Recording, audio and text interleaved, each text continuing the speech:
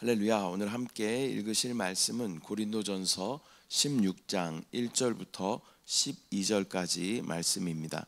고린도전서 16장 1절부터 12절까지 말씀을 다 같이 합독하겠습니다. 16장. 성도를 위하는 연보에 관하여는 내가 갈라디아 교회들에게 명한 것 같이 너희도 그렇게 하라. 매주 첫날에 너희 각 사람이 수입에 따라 모아두어서 내가 갈 때에 연보를 하지 않게 하라. 내가 이를 때에 너희가 인정한 사람에게 편지를 주어 너희의 은혜를 예루살렘으로 가지고 가게 하리니, 만일 나도 가는 것이 합당하면 그들이 나와 함께 가리라. 내가 마게도냐를 지날 터이니 마게도냐를 지난 후에 너희에게 가서 혹 너희와 함께 머물며 겨울을 지낼 듯도 하니, 이는 너희가 나를 내가 갈 곳으로 보내어주게 하려 함이라. 이제는 지나는 길에 너희 보기를 원하지 아니하노니, 이는 만일 주께서 허락하시면 얼마 동안 너희와 함께 머물기를 바람이라. 내가 오순절까지 에베소에 머물려 함은 내게 광대하고 유효한 문이 열렸으나 대적하는 자가 많음이라. 디모데가 이르거든 너희는 조심하여 그로 두려움이 없이 너희 가운데 있게 하라. 이는 그도 나와 같이 주의 일을 힘쓰는 자임이라. 그러므로 누구든지 그를 멸시하지 말고 평안히 보내어 내게로 오게 하라. 나는 그가 형제들과 함께 오기를 기다리노라. 형제 아볼로에 대하여는 그에게 형제들과 함께 너희에게 가라고 내가 많이 권하였으되 지금은 갈 뜻이 전혀 없으나 기회가 있으면 가리라. 아멘. 할렐루야. 오늘은 고린도전서 16장 1절부터 12절까지 말씀을 우리가 함께 읽었습니다. 고린도전서의 마지막 이 16장에서 바울은 신앙생활 가운데 또 실천적인 그러한 면을 이야기하면서 복음이 또 삶의 구체적인 모습으로 어떻게 나타나야 하는지에 대해서 말씀하고 있습니다. 헌금, 또 사역의 계획, 또 동역자에 대한 이러한 내용들은 단지 행정적인 그러한 내용이 아니라 복음으로 변화된 교회 공동체가 어떻게 서로를 섬기며 또 한 몸 안으로 연합되는지에 대해서 보여주는 실제적인 예를 기록하고 있습니다. 먼저 1절 말씀. 성도를 위하는 연보에 관하여는 내가 갈라디아 교회들에게 명한 것 같이 너희도 그렇게 하라. 이 연보라는 것은 헌금을 이야기하는 것이죠. 바울은 예루살렘 교회를 돕기 위한 구제 헌금에 대해서 고린도 교회에 어떻게 헌금할 것인지에 대하여 알려주고 있습니다. 이것은 단지 재정적인 그러한 도움을 넘어서서 교회 간의 연합과 또 사랑의 표현을 또 보여주는 중요한 대목입니다. 바울은 갈라디아 지역 교회들에게 언급했던 것처럼 고린도 교회도 같은 사랑의 실천에 함께 참여할 것을 권면하고 있습니다. 2절 말씀. 매주 첫날에 너희 각 사람이 수입에 따라 모아두어서 내가 갈 때 연보를 하지 않게 하라. 매주 첫날에 각 사람이 형편대로 미리 헌금을 준비하라라고 권면하고 있습니다. 이것은 헌금을 기분에 따라서 드리는 것이 아니라 기도와 결단을 바탕으로 믿음의 실천이 되어야 한다라는 것을 말씀하고 있습니다. 성도는 하나님의 공급하심을 기억하며 또 정기적이고 질서 있게 헌금 생활하는 것을 원칙으로 해야 하는 것입니다. 이것은 헌금을 드린다는 것은 물질보다 내가 하나님을 더 최우선의 가치로 둡니다라는 그런 믿음의 고백이 되는 줄 믿습니다. 하나님의 질서는 그의 나라와 의를 구하는 자들에게 이 모든 것을 더하시는 것이 하나님의 공급의 원리입니다. 그래서 하나님의 나라를 위해서 심는 것은 허비와 소비가 아니라 이것을 통하여 하나님은 하나님의 일들을 또 행하여 나아가시며 또 하나님의 자녀된 자들을 또 돌보시고 또 역사하여 주시는 줄 믿습니다. 3절. 내가 이를 때에 너희가 인정한 사람에게 편지를 주어 너희의 은혜를 예루살렘으로 가지고 가게 하리니. 바울은 헌금을 예루살렘에 전달할 때 교회가 인정한 그 신실한 사람을 통해서 보내기를 원하고 있습니다. 이것은 교회의 재정에 투명성이 있어야 한다라는 것을 말씀하고 있습니다. 또한 교회의 재정을 사용하는 것에 있어서는 책임감을 가져야 한다라는 것을 말씀합니다. 헌금은 단지 어려운 교회를 돕는 그러한 모금이 아니라 하나님의 은혜를 전달하는 거룩한 사역이기 때문에 전달하는 임무를 맡은 자 또한 신실하고 거룩한 자여야 함을 말씀하고 있습니다. 4절 말씀, 만일 나도 가는 것이 합당하면 그들이 나와 함께 가리라.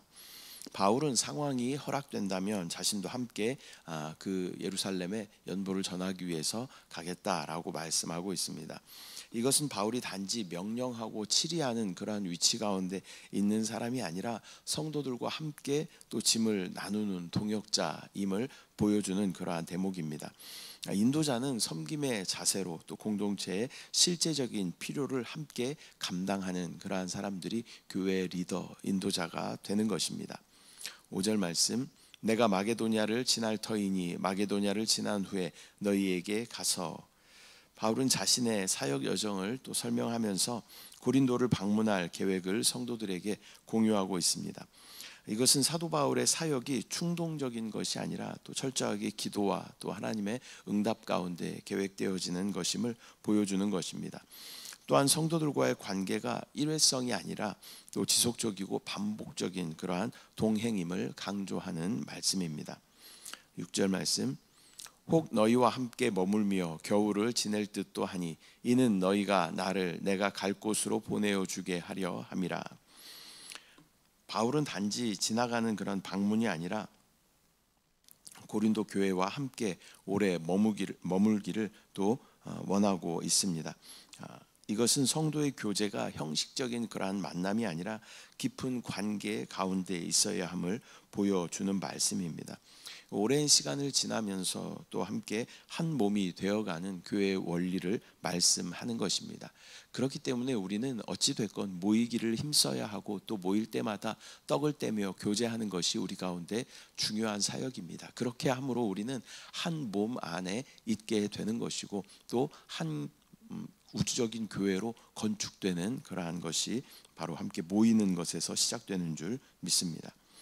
7절 말씀, 이제는 지나는 일에 너희 보기를 원하지 아니하노니 이는 만일 주께서 허락하시면 얼마 동안 너희와 함께 머물기를 바람이라. 바울은 자신의 모든 계획이 하나님의 뜻 안에서 이루어지기를 바란다라고 이야기하고 있습니다. 이것은 어떤 인간의 계획이 아무리 치밀할지라도 또 결국 하나님의 주권과 인도하심 아래 있어야 함을 인정하는 사도 바울의 그러한 겸손한 모습입니다. 우리의 삶도 마찬가지입니다. 우리가 아무리 철저하게 계획할지라도 모든 것이 하나님의 손에 있음을 우리는 반드시 기억해야 합니다. 그래서 주께서 허락하시면이라는 단서가 이 사도 바울의 말씀 가운데 기록되어져 있는 것입니다. 내가 원하는 것이 아니라 주님이 허락하시면 그곳에 머물 수도 있는 것이고 또 주님이 원하시면 그곳을 또 떠날 수도 있는 것이 이 사도된 바울의 삶이었습니다. 그렇기 때문에 우리도 작은 사도로 하나님이 원하실 때 그것을 행할 수 있는 저와 여러분들 되시기를 축복합니다. 8절 9절 말씀, 내가 오순절까지 에베소에 머물려 함은 내게 광대하고 유효한 문이 열렸으나 대적하는 자가 많음이라. 바울은 오순절까지 에베소에 머물겠다라고 말하면서 그 이후로 광대한 유효한 문이 열려 있다라고 말씀하고 있습니다. 그러나 또한 대적하는 자도 많다라고 기록하고 있습니다. 이것은 사역의 기회가 또 방해와 함께 공존한다라는 것을 우리 가운데 보여주는 것입니다. 하나님의 일이 열릴 때는 반대와 고난도 따르겠지만 그러나 그럴수록 더 믿음으로 그 자리를 지켜야 함을 말씀하고 있는 것입니다. 우리 교회도 부흥의 기회와 또한 반대가 함께 공존할 수 있음을 깨닫고, 또 방해가 있을수록 방해가 있다라는 것은 하나님의 은혜가 예비되었다라는 반증이다라는 것을 우리는 믿음으로 바라봐야 할 줄 믿습니다.